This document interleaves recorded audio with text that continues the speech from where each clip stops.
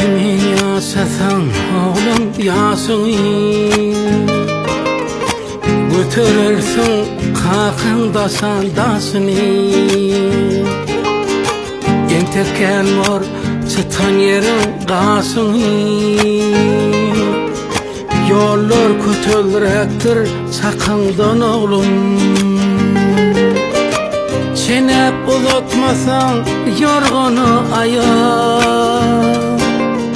ken yedip ururlar izige tayağa.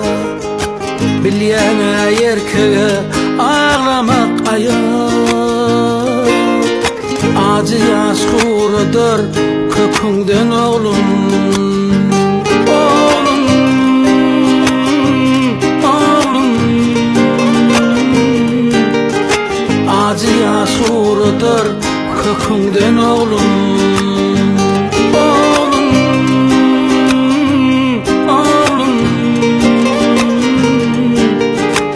acı yaş kurudur kökünden oğlum.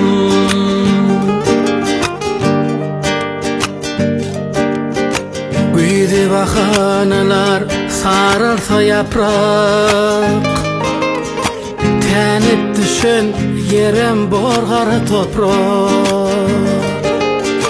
Meyveli ağacı silasan köprek, gözün yeri görür yakinan oğlum. Doğumundan don eymegi basarsan,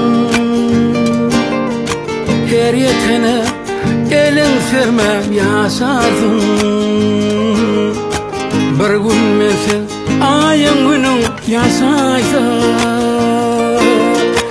tere sap bol görüp okundan oğlum. Oğlum, oğlum, orasın görübün okundan oğlum.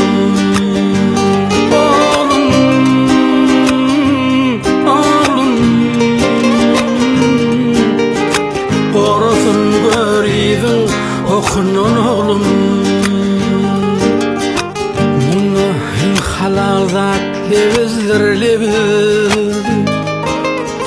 Levzin yudan bilgin baynamaz yeri, tügürün çolap qalarsın yalnız. Odun koyulmasa yıpında oğlum, tükünmeğin söymediği yel verir. Balım olsa söymediği unutkun, söyürlerin zehirinin yuvutkun. Don yürek girmesin kapından oğlum.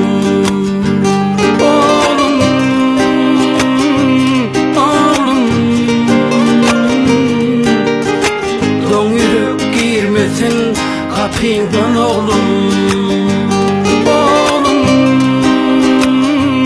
oğlum,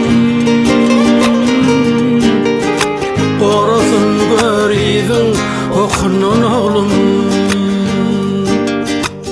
Orasın bir mahal hükümden oğlum.